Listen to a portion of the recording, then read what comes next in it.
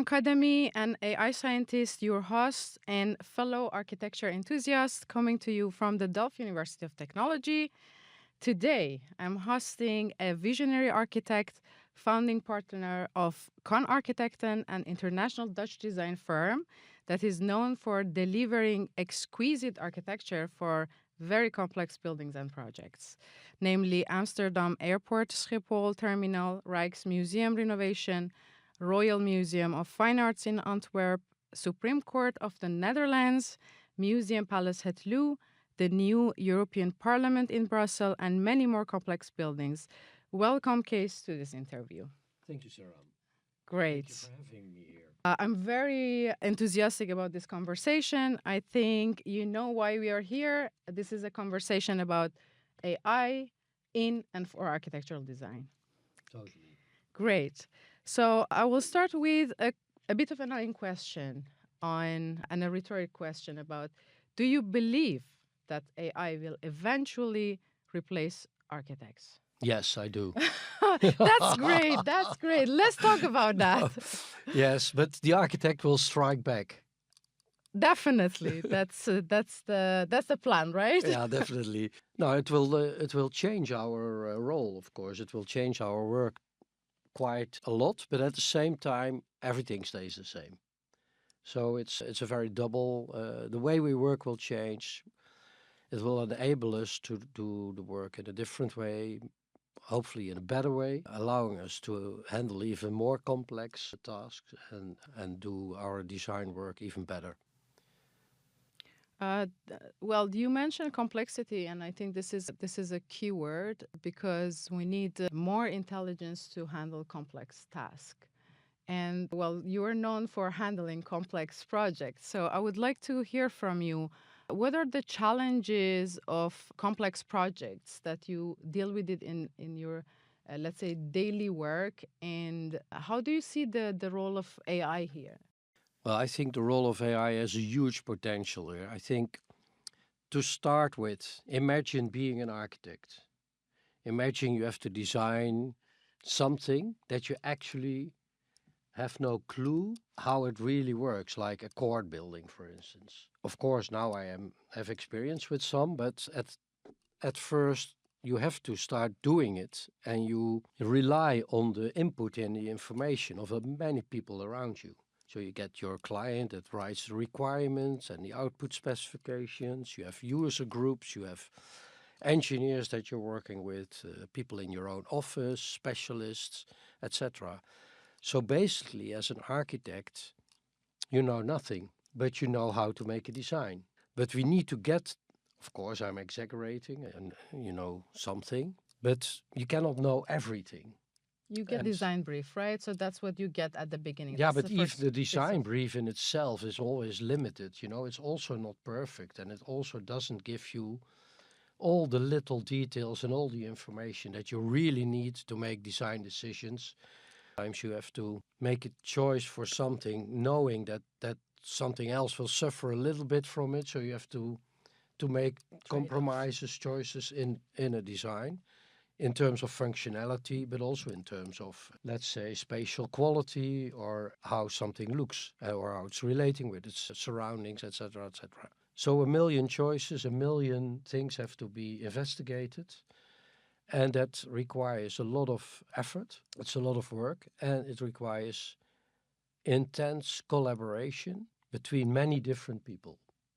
But they all bring something to the table. They all bring specific knowledge or points of view, and it's up to the architect to curate all that and to bring it into the design in a certain way under a certain overarching idea. It means that to do that properly, it means that we need as architects to really listen carefully, but also be able to get the right information from someone by asking the right questions or provoking them to start really talking about what is needed.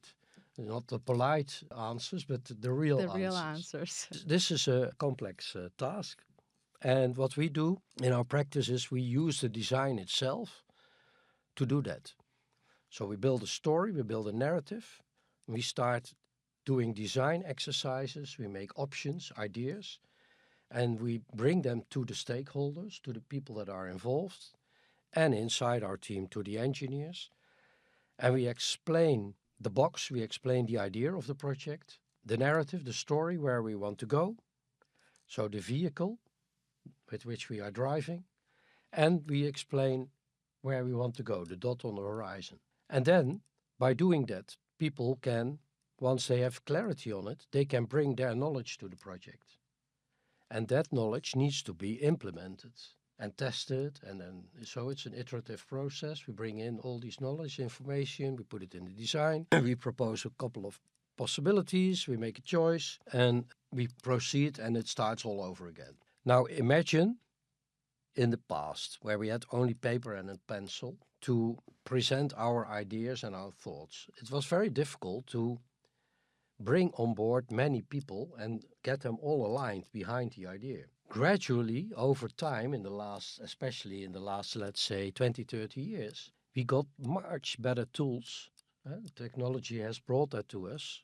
We got PowerPoint, we got InDesign, we got Illustrator, we can make nice infographics, we can do all kind of beautiful presentations. And now we also have the BIM model. So technology has brought us a lot of tools to improve and support this process of, let's say, gathering information and bringing knowledge together around a project or in a project. So by that, we as architects were able to reclaim our position as what I don't call the master builder, but what I call the master explainer. Interesting.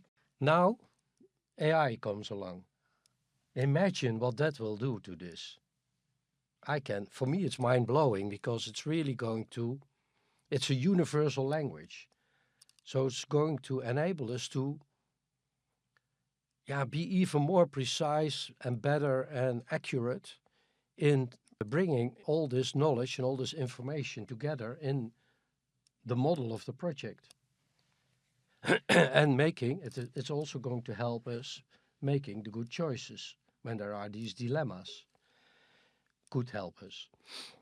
But what it also does, and don't underestimate that, it's not only that architects will get access to AI and use it, the clients also has, and society also. So their questions will also be supported with AI. The brief that the client writes, the output specification, the municipal regulations, the stemmingsplanner, everything is also going to be enhanced with AI. Everyone's gets smarter. The whole game will be lifted to another level. I see. I like that. And that means that it's just going to be more exciting. Indeed. And the questions remain the questions. The design questions is there. And if I'm listening to you right now, there are different phases that you mentioned. Is that, well, you have an assignment as an architect, and then you get into this table with many more people, many stakeholders, and then they have different languages, and you need a tool to give you, let's say, possibility to ask the right question, because that's the prompting. That's like also ChatGPT. You prompt it right, and then it gives you the right answer. So you need to have that, and maybe these AI tools can help you asking right questions, because if there is data, and maybe the same way as these large language models went through all the knowledge that we as human beings put in the internet, and now this can go through, let's say, all the architectural projects have been there, and then extract knowledge, and then gives you, let's say, the right questions to ask from people, then you get back more knowledge that you need to start with the design project. So I think that's you explain it much better than I did. No, totally much better. I think this is very exciting indeed. So that's in the part of really prompting different stakeholders to get the right question, and then it's time for you to digest all this, let's say, feedback from different stakeholders and explain it to them in terms of design and in terms of things that matters for the project most, and the trade-offs and the optimizations and all these things. And then you say, okay, AI can be also very helpful, let's say, in this area, if it can help with the decision making. Is that what you're saying? Well, it will be everywhere. Hmm. It's like you say, it's going to be in the helping us asking the right questions. Then it's going to help us generate the right options or scenarios to be discussed. And with the filter from that, the proper dilemmas that we have, because there's always choices to make. There's never, it's never in such a way that you don't have to make compromises within those choices. So, do we do a certain space in a certain position of a building has many advantages, but also always a disadvantage, Yes. and other possibilities as well. So we always have to choose from many possibilities, from many options. We have to make the best choice, That's not an. only for the moment, for the Mhm. specificity of the design, but also for the future. So also in terms of how, if something changes, what if something changes, and this whole specific process will get another shape in the future. How does the building then perform? So it's a very difficult thing, It you know. is. Yeah, It's a very difficult task, right? yeah, and so we have to convince our current stakeholders that we're doing the right thing, but we also have the responsibility as architects to make sure that future generations, also for them, we also build something that is worthwhile. Hmm. When all these, all when things change and other processes take place in a building.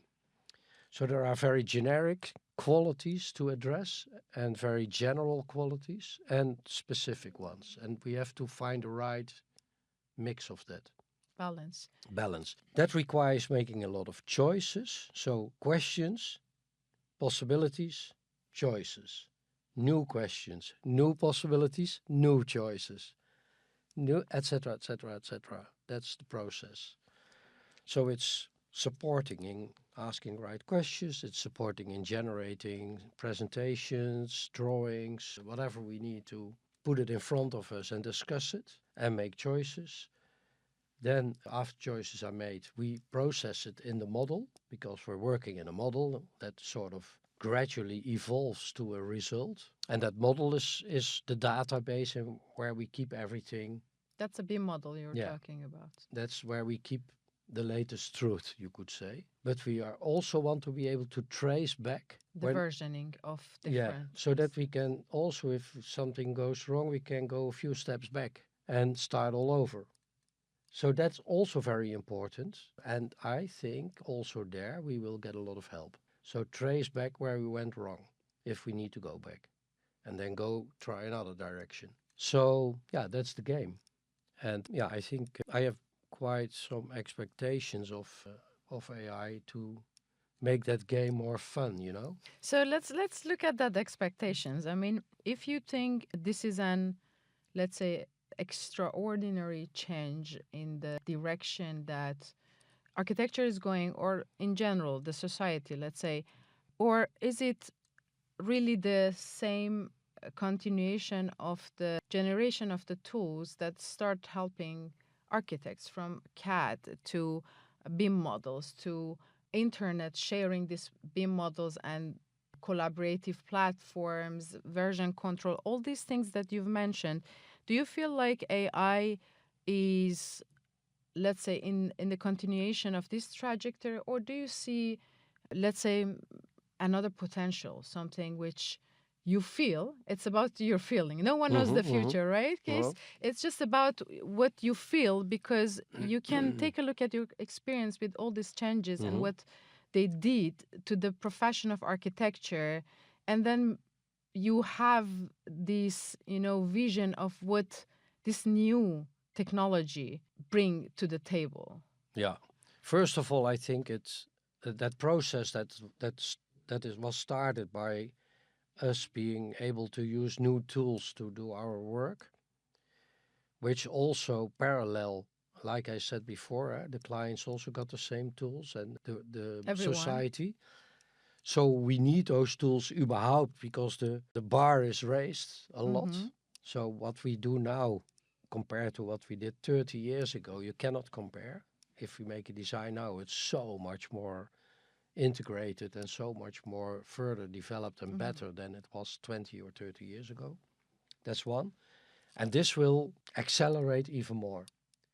Maybe even to the point, I don't know, but maybe even to the point that we are able to almost reach the level of perfection of an industrial product that is made a million times Mhm. with a one-off. So the one-off gets the same perfection as the million times produced iPhone because I the see. virtual model is perfect. You can just replicate that as many as you want, and it's because it's in an optimal point, then you need to Well, in work. industrial products like cars and phones, Yeah. a lot of money is invested in research and development and design because afterwards it's produced so many times that it has to be perfect because the risk if there is imperfection is too big. If you make only one, yeah, like with a building and something doesn't work, it's not a big drama, especially not since the building has to last for 100 years or longer anyway.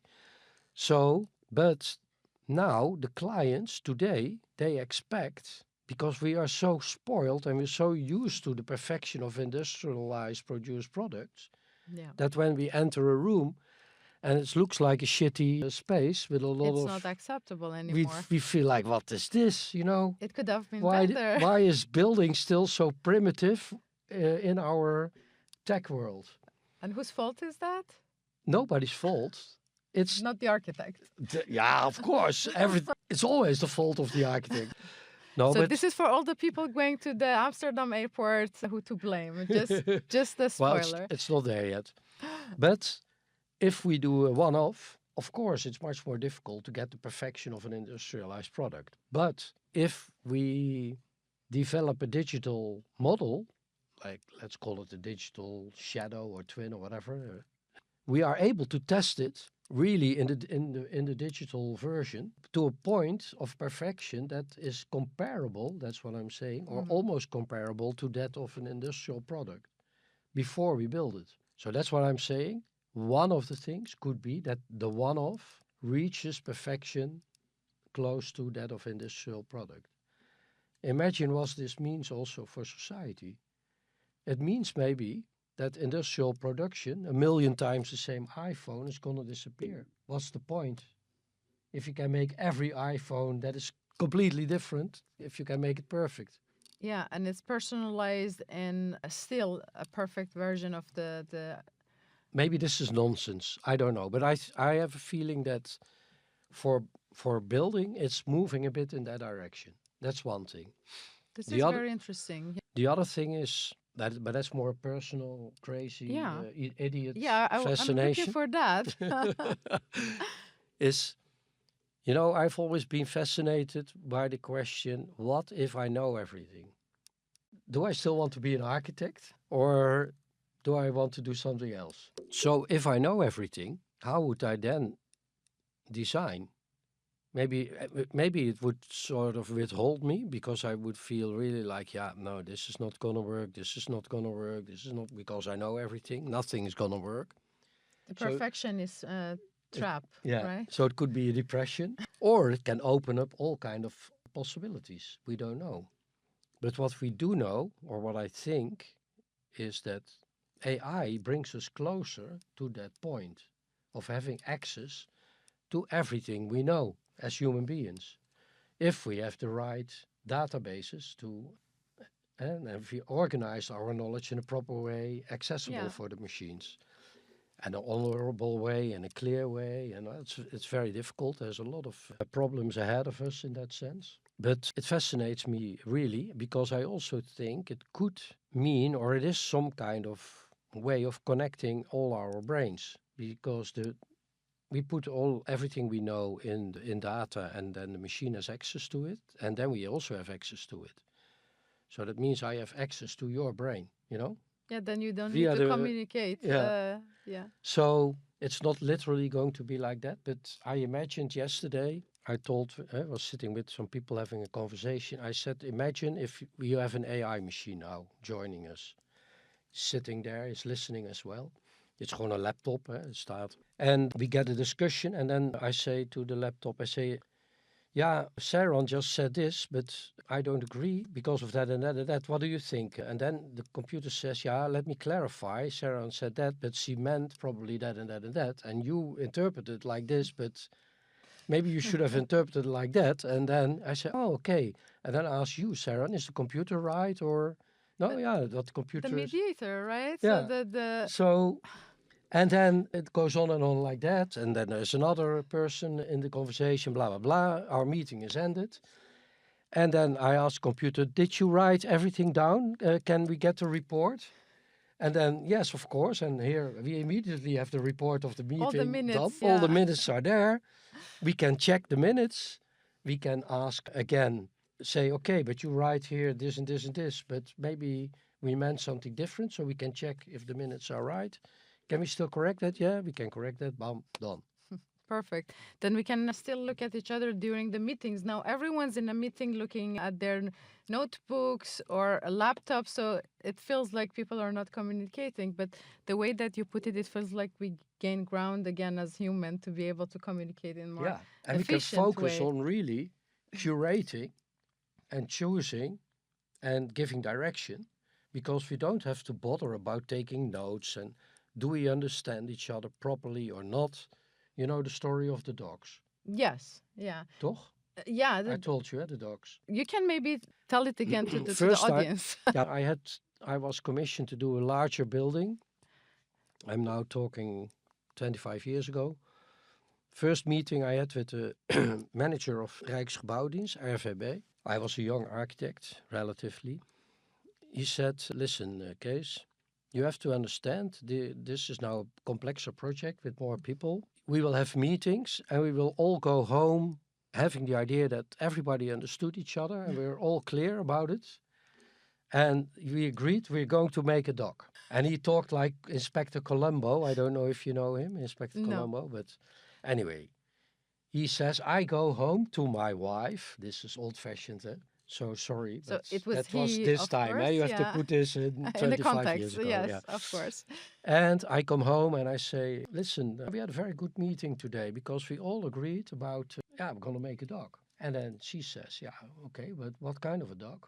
Hmm. Is it a Dalmatian or a Tackle or is it a Bulldog or oh, well, actually, I don't know. So next meeting they come back and they're sitting in around the table again, and then you see all the little balloons of the people. They all have this dog in the balloon, but all the dogs are different. That's what I'm talking about. That's a great story because, yeah, we all have different things imagined in our head, and we really don't synchronize these things. And this is crucial for design projects because you start making something that the customer doesn't want, and the city is actually not allowed to accept that, etc. And it's very important to negotiate these things in right terms, and maybe AI is as a new negotiator that finds maybe these cavities in the conversation, in the communication, and makes it clear. But Yeah, there's a risk because in a way, it's also not so bad that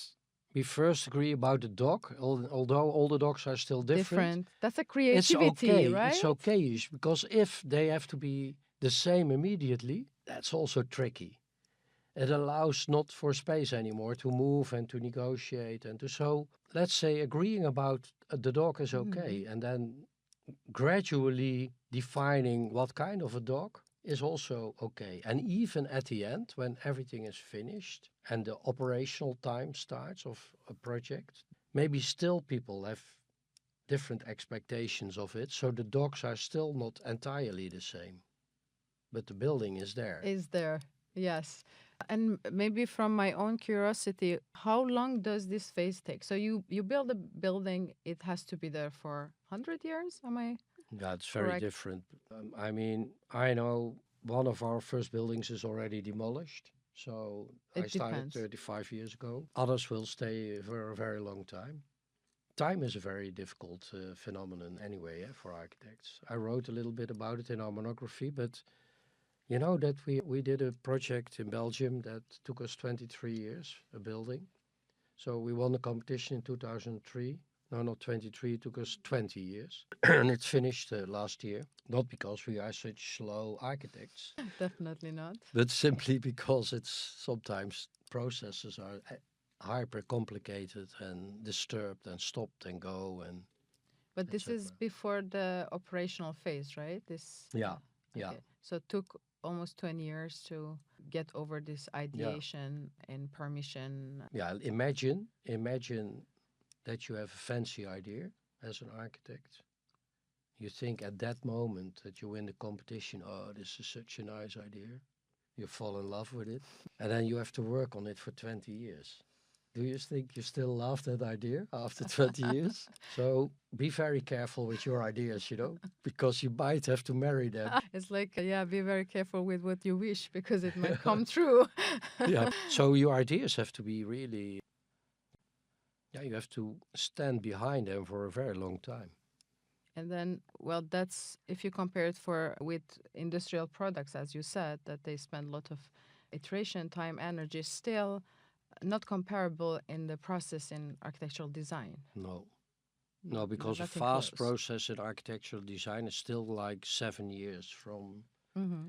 first contact with the client to delivery of the building, roughly average. So So 7 years. it's And very slow. let's say with AI, we want to reduce it to 6 months. I think AI won't give us that benefit.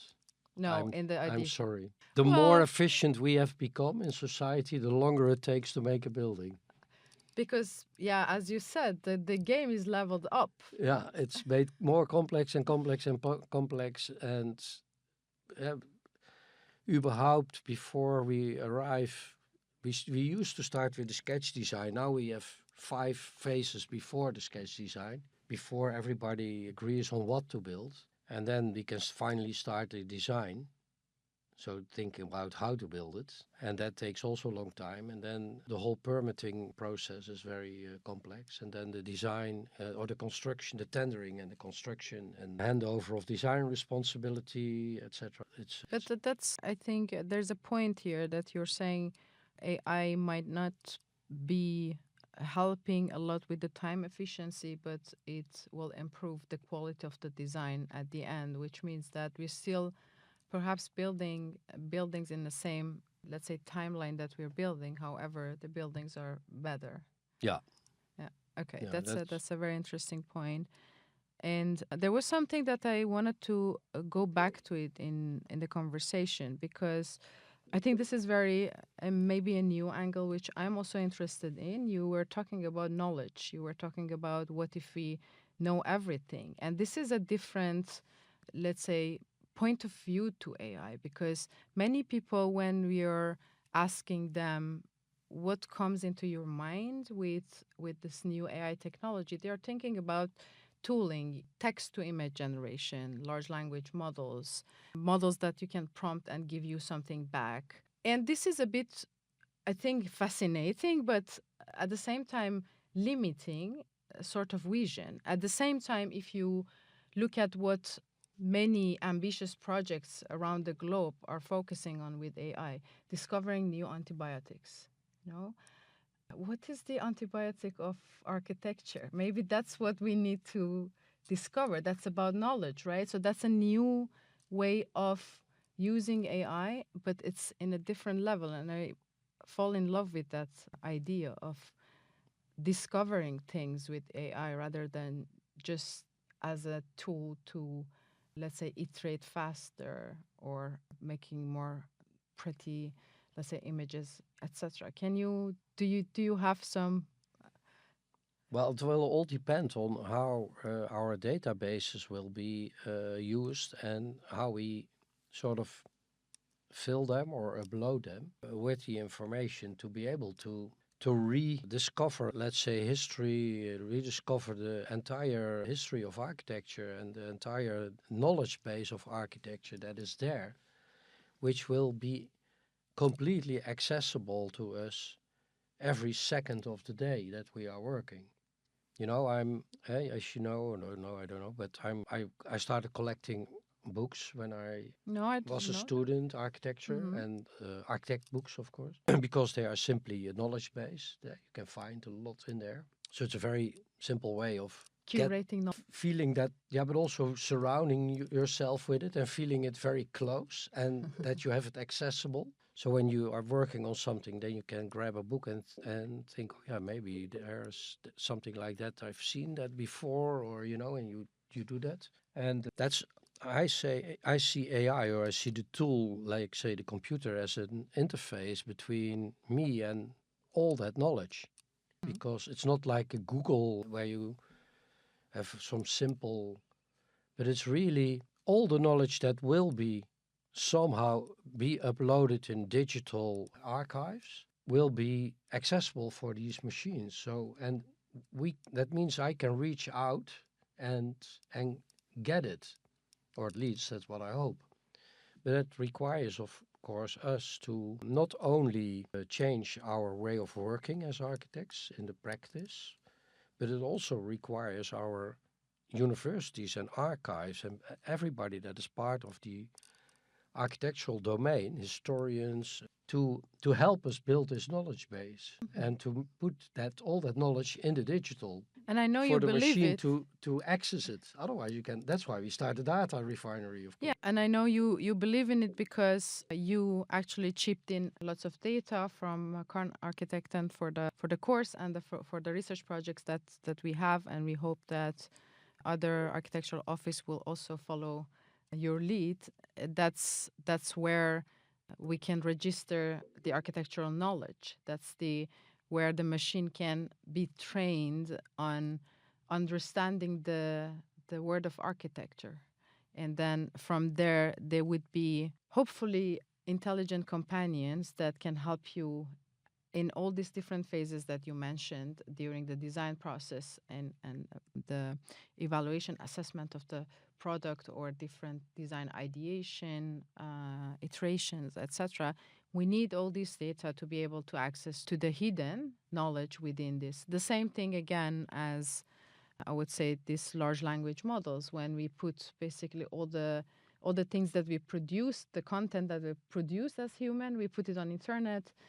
These machines are going to read it, and then they become intelligent enough to give us now, to some extent, help with language, with retrieving data, retrieving information from these really huge databases that otherwise we wouldn't be able to access those information, right? Because it just becomes so vast that it's not possible. Then you need to spend a lot of time. You mentioned these books. I think I can imagine you get to the point that you have so many books, and if you haven't read them all, even if you've read them, you probably forgot what is where. Well, we use all these tags, etc., to be able to find it back. But I think that's, let's say, the agency of the AI right now is to give us the right information at the right time in the right context, and then we want this to be specific for architects. And given that architecture is a very visual domain, we would like to have this for visual data, for images, for floor plans, and all these things. We would like the machine to give us floor plans, diagrams, images, anything that we as architects produce as well. So not just midway journey renders, but everything we produce today.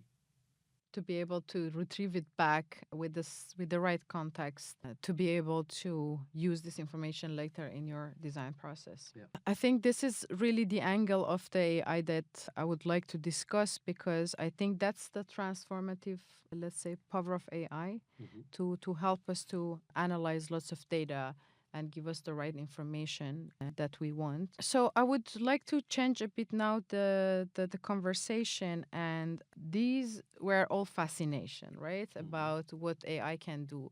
However, we are, our foot is on ground. So there are lots of, regulations, considerations using AI, etc.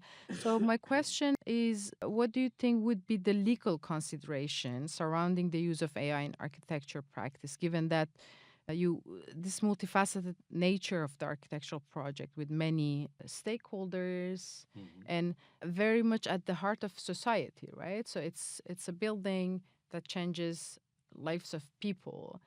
But how do you feel? Like, is it the industry ready to adopt that? And what would be your, maybe if you have advice, what would be your advice for people working on AI to be able to enter this conversation without getting setbacks from people that are maybe a bit more considerate or conservative in this area? Do you have anything to tell us about that? Well, when you were in the beginning, when you were explaining that we move on to the next chapter, one thing came to my mind that I really want to, before addressing this Yeah, topic, yeah, yeah. that I Sure. also Go want to go for it. bring in, which is Yeah. something I totally believe and think could be also very interesting, Mhm. especially in the context of, let's say, sustainability and all the, let's say, actual issues that we have with the built environment. And that's rules and regulations. Rules and regulations are very static and, let's say, not intelligent. They are there to sort of get an average, secure, and safe result. Mhm. What if the rule and regulation become intelligent? So that means it changes depending the objective of the project and the context of a project. So not for every project you have the same bouwvoorschrift anymore. You don't Mhm. have the same rules anymore. Because if a project is very social and needs to not be too expensive or it's for a shorter time or whatever, the rules bend with depending the objective of the project and within a certain, of course, framework of being secure and safe. I think that would save us a lot of Trouble in that. trouble and energy and issues and also make building much more economic. So this is something I just wanted to add. So not only think in terms of design, but really see it in a much wider Context. framework. So also including laws, rules, regulations, everything becomes more intelligent.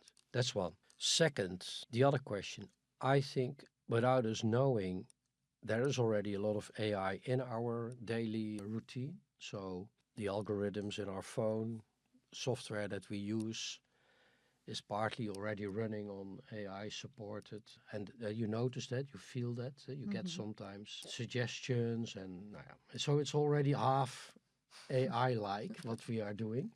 So what I'm trying to say with that is that it's also simply happening.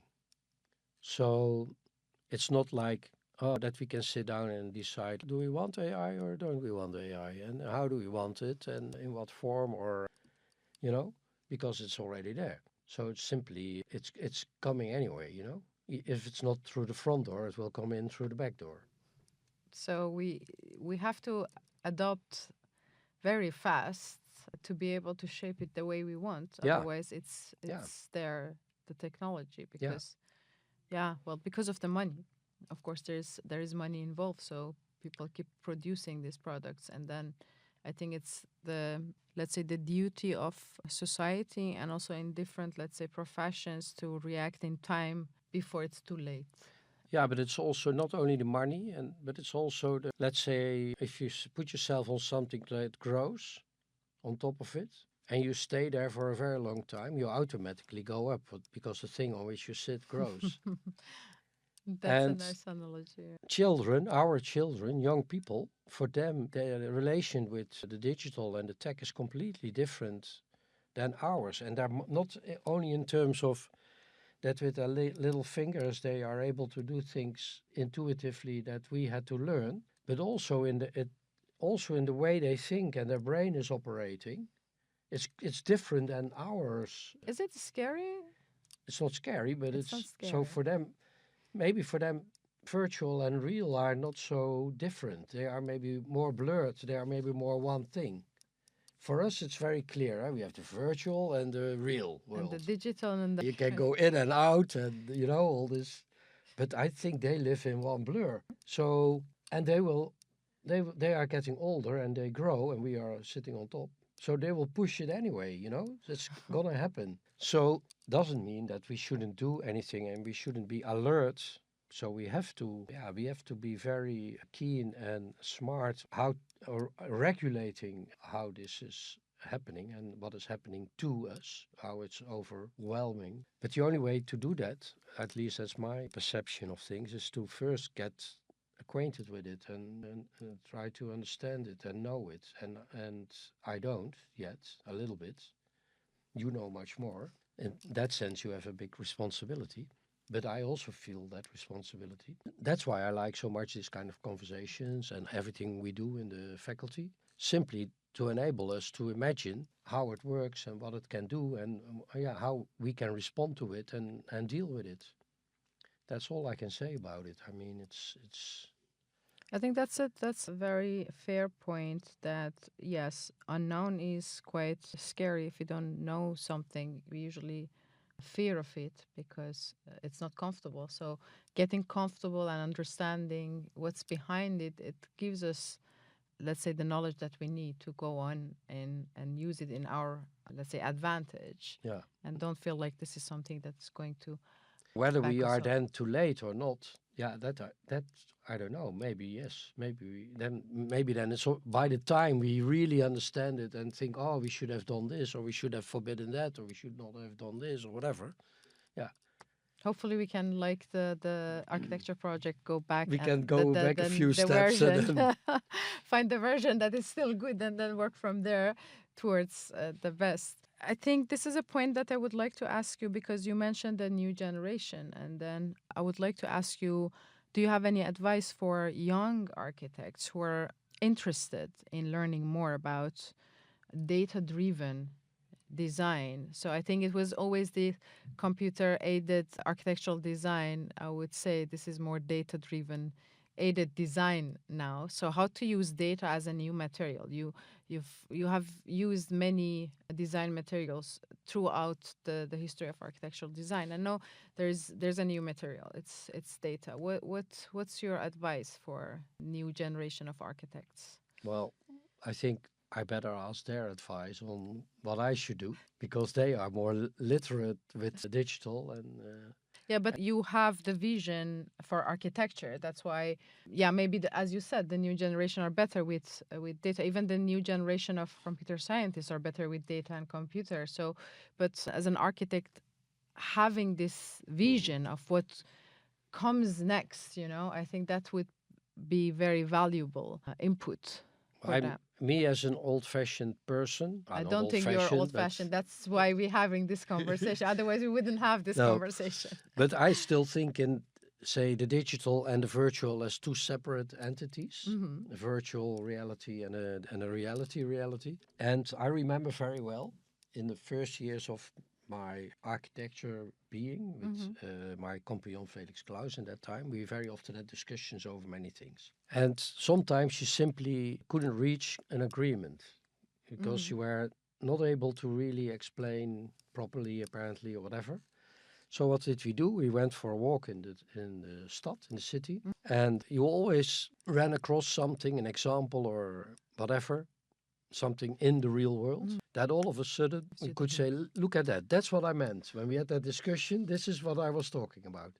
And then it was solved. So I think even more now than in the past, I would recommend young architects that are going to work with data and the new material and everything, take a very good look at the real world because that is the benchmark. And of Hmm. course, doesn't mean it's perfect because we need to do it better, but it needs to be better and not worse. And what we do for now, still as architects, is to design for the real world, for the real everyday life of people that takes place in buildings and in the city. So my advice is when you design, I always do that, really imagine it for real, not on the paper and not in your sweet dreams, but for real, like, that it's really there.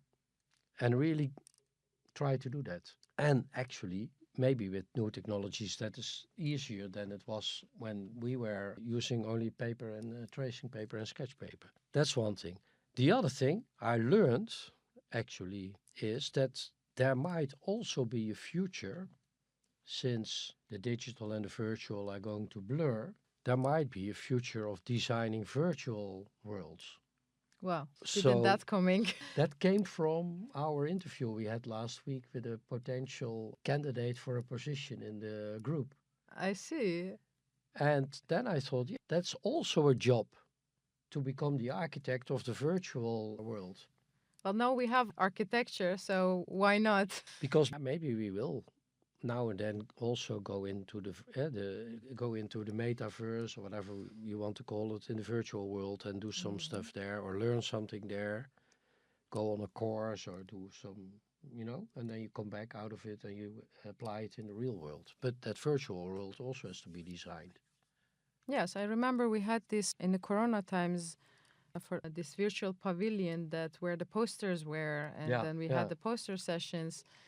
Yeah, that's really Futurama, I would say, but it's happening, right? And maybe some events like what happened in the pandemic even like drive us even more towards that direction. Yeah. Metaverse and all the gaming, let's say, market, etc. But that's really a new, I would say, angle to Yeah, it's something digital. we should also look at, I think. But of course, for the real world and using all the new possibilities that data and AI offer requires, especially because of this enormous potential, also a very good reading of reality, so that you really understand the consequences of design, that you really know.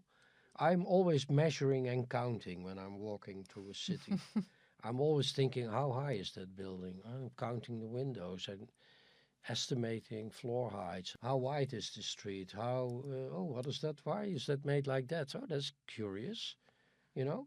So it's like always, Curating yeah, real data from real world and yeah, percepting it. But yeah. that's exactly what I refer to as architectural intelligence, because maybe this is not something that everyone does, let's say in everyday life, but an architect would see differently. You perceive differently because there are features that is important for you when you want to design our built environment. So these are the things that these machines might need to learn to be able to help architects, because if they're dumb and the architect still much, it's the same story as many stories that we hear about ChatGPT or any large language models, and sometimes they're just so stupid in returning the information back, then you're just frustrated and say, okay, I'm not going to use it. Yeah. Sometimes they appear very, but we, this kind of, I would say, way of seeing, way of perceiving, let's say, our real world, this is, I think, another interesting point that you mentioned, and maybe this AI models should be able to do the same thing. And the thing is with these machines, you mentioned you as one person walking through the city and see all these things that might be interesting for your design. What if we have machines, then we can scale this up. So what if we want to know how people are actually living their lives in their homes in the Netherlands, Hmm. in that scale? We need much more data. We need We need a much more database intelligence. of, what I mean. Yeah, that's your idea. It's a great idea. I'm still curious. I think that's the sort of things we need to do with AI to solve big questions, to understand our world, which what you mentioned. I think that's that. But we also have to understand really the small things, like a chair that you like. You sit down on a chair, you think, wow, I like this. Compared to the table height, 42 centimeter chair with a 72 centimeter table, or 44 centimeter chair, maybe with a 73 centimeter table. Some things are okay and others are really shit. And the difference can be 1 centimeter. Yeah, And that you really need to know this, because the machine can tell you, but based on all the data, etc., but still we need to be able to verify that with our own physical experience. I think because we are that is different. becoming more and more important.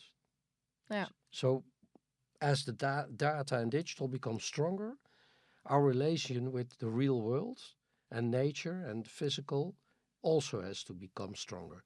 And it's possible because we will have more time to focus on this to thing. do that. Because we don't have to write the report of the meeting that the machine is Amazing. doing. I love that case. And I think that's really important. How do we use technology to emphasize more on human values and to focus more on human values? And I hope that AI can help us to move towards that direction. and we can shape AI actually to move towards that direction. And that's our responsibility. I would like to ask you for the last word, and we are going to close this conversation for now. Okay. Oh, you want me to say something now? Yes, for the what's your last word? What do you want to say to audience? Yeah, I would like to say let's embrace it and let's work with it. But let's be very critical at the same time and stick to what I just said, the physical reality. Let's also understand life as it is. Because for architects, empathy and understanding of how people use what we make, what we design, it's the most important obligation we have, you know, because we're doing it for people to use and not for the photos or the magazines or whatever other That's good to objective. hear. Fair enough. Thanks a lot, Kees, for this conversation. I'm looking forward to more of this conversation about data and AI and the future of architecture and architect. Thanks. Thanks, Sarah.